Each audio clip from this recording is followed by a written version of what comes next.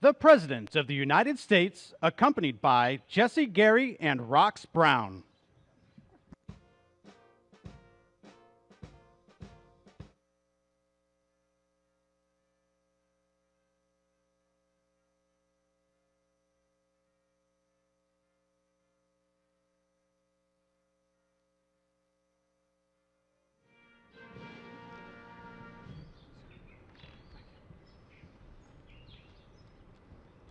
Good afternoon. My name is Jesse Gary, and I'm the President and CEO of Century Aluminum Company. President Biden's announcement today is critical to the success of my company and the strength of our economic and national security. From electric vehicles to missiles, aluminum is a key component in most aspects of our modern economy and critical to our national defense. Tripling tariffs on aluminum from China, which continues to build up overcapacity and engage in non-market actions, will allow our business and our workers to compete. Our workers are highly skilled, productive, and committed, and I'm very proud of the strong partnership that we have with the United Steelworkers.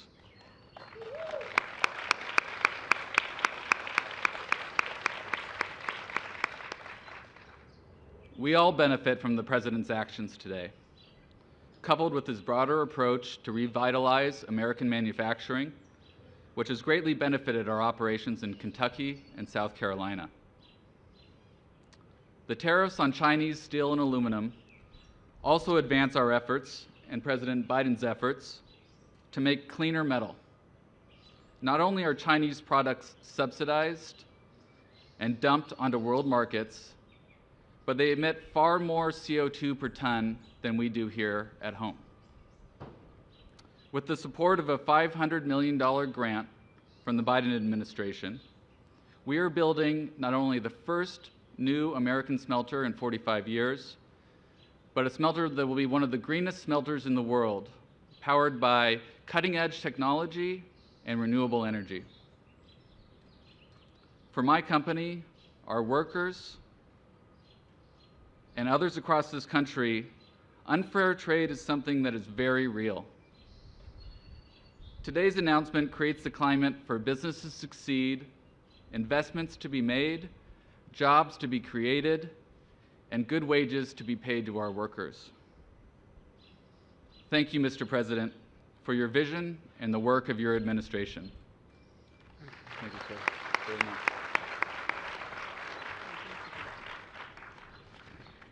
Good afternoon.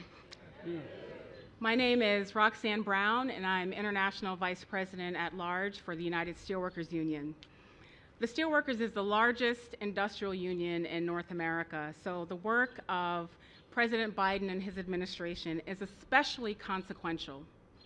From mining to metals, from aluminum to zinc, from paper to fiber optics, international trade has an enormous impact on our members' jobs and their lives. Just about a month ago, we hosted President Biden at our headquarters in Pittsburgh, and there our union's international president, Dave McCall, spoke of the decades-long partnership we've had with President Biden, dating back to when he first ran for Senate. And all that time, we've never questioned his commitment to working people. He is the most pro-worker, pro-union president we've ever had.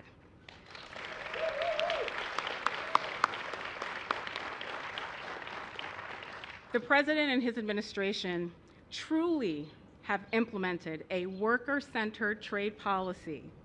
He's confronted unfair trade, not only using trade tools, but also investments to regain, reignite, and renew manufacturing capacity.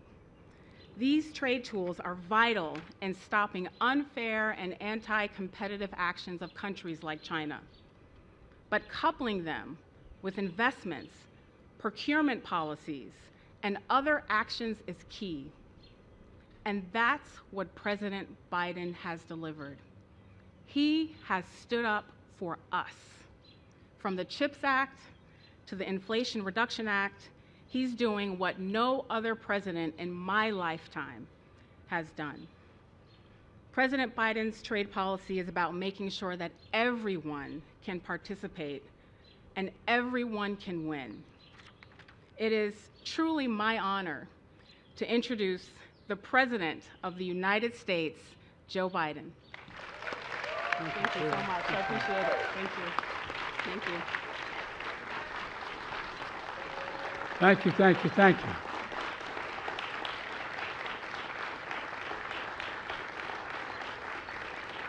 I assume you're standing in case you have to run when the rain starts. Please, have a seat. Rox, thank you very much for all you do to fight for American steelworkers. I mean that sincerely. All right, and I want to recognize all the labor unions here today, including steelworkers, auto workers, sheet metal workers, AFL-CIO, IBEW, communications workers, boilermakers, machinists. I'm proud, as Rox said, to be labeled the most pro-union president in American history.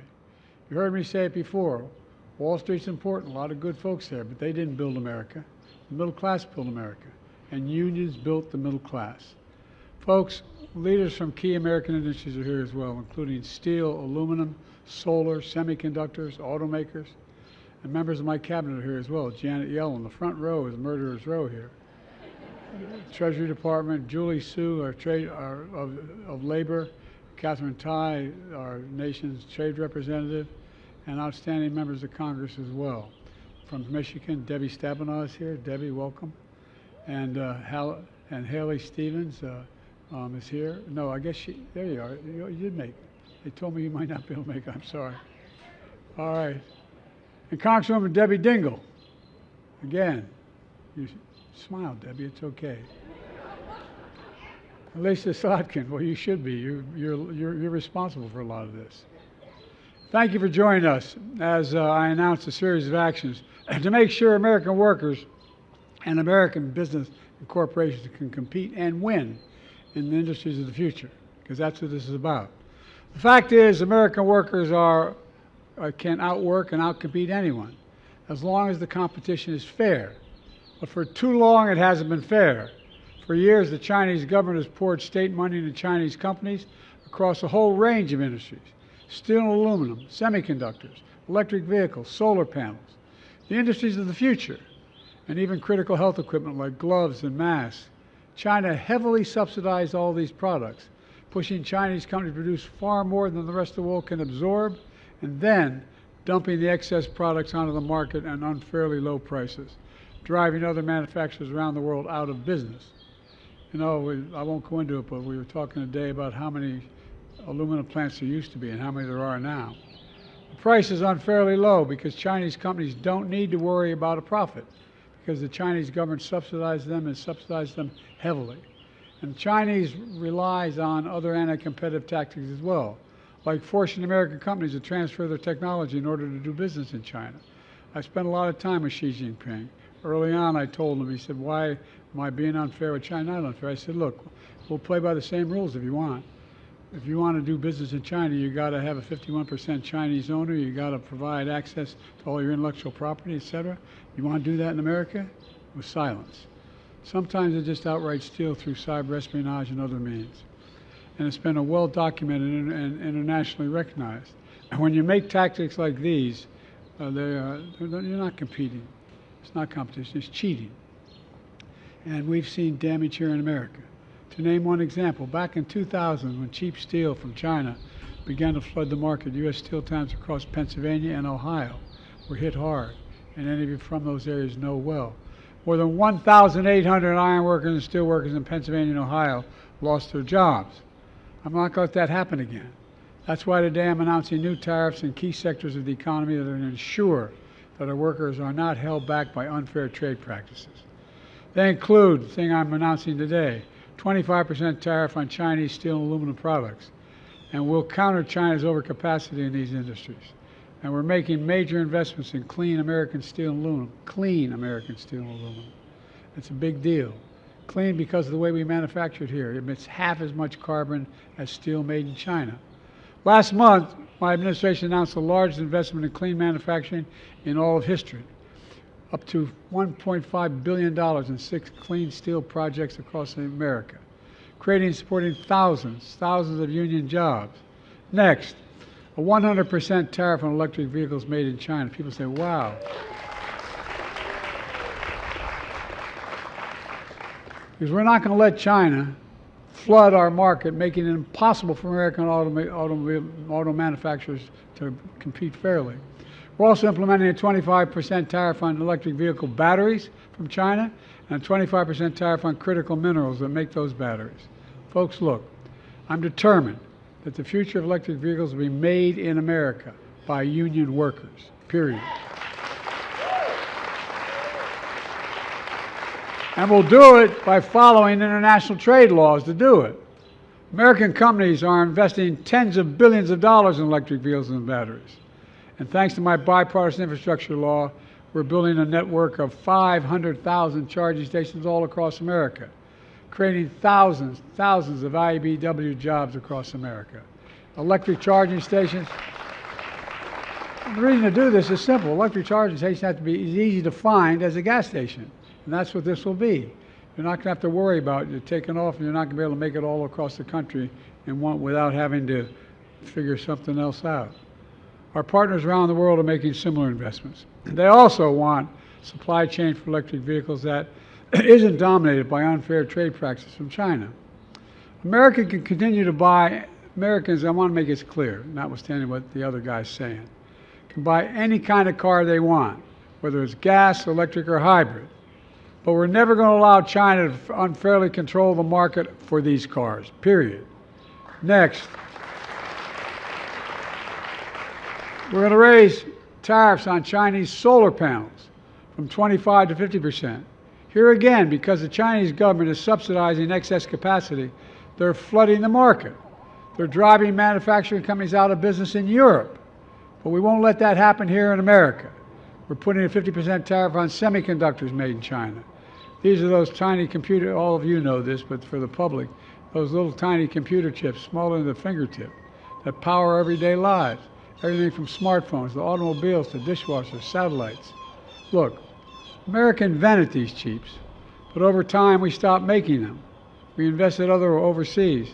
Now, thanks to my CHIPS and Science Act, one of the most significant investments ever in science and technology, we're bringing this vital industry back home where it started, in the United States of America. And finally, we're putting tariffs on health equipment like masks and gloves that nurses and doctors wear every single day.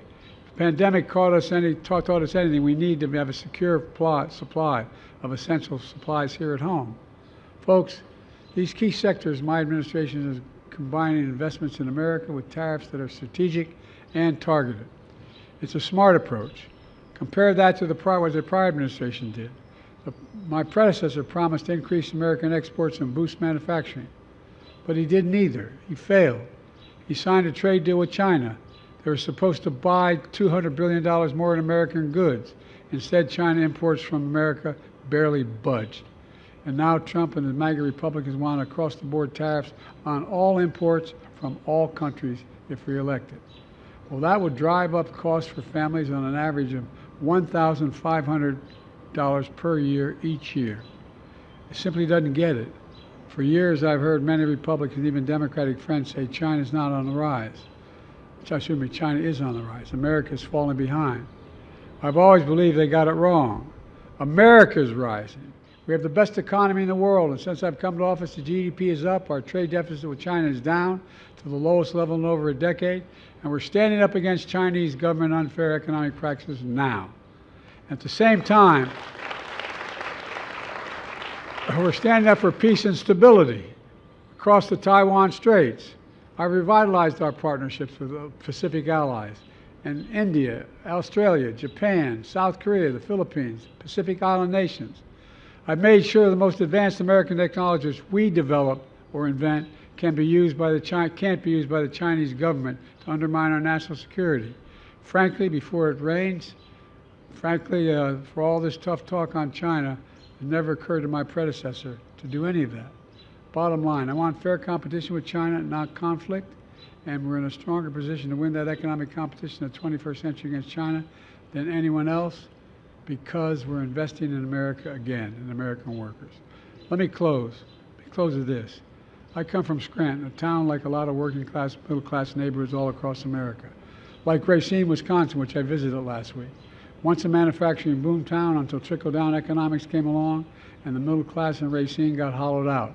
6 years ago, my predecessor showed up carrying a golden shovel, promising, thanks to his new $10 billion manufacturing complex, would be built in Racine. He said it would be the eighth wonder of the world. Big promises that never came true. He used that golden shovel to dig a hole, and then he fell into it. Well, it's not on my, that's part of my, well, I'm delivering for Racine. Delivering, thanks to the investment of my administration, Microsoft is investing billions to build a new data center in Racine, creating thousands of good-paying jobs. Because the view from Scranton and towns like it are a lot different than from Mar-a-Lago. It's a view where that money doesn't determine your worth. Everyone's entitled to be treated with dignity and respect, and everyone deserves a fair shot. We leave nobody behind. That's the America we're building together. That's why I've never been more optimistic about our future, and I'm really going fast because of the rain. That's why we have to remember who we are. We're the United States of America, and there's nothing beyond our capacity when we do it together. God bless you all, and better get out of the rain. Thank you very, very much.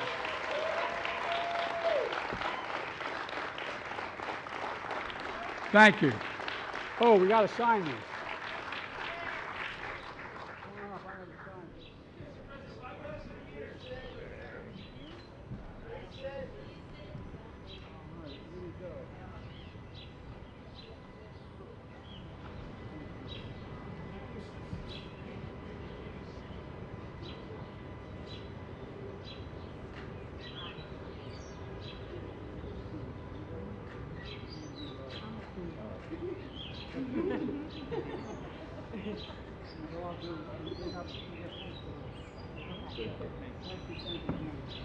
Thank you.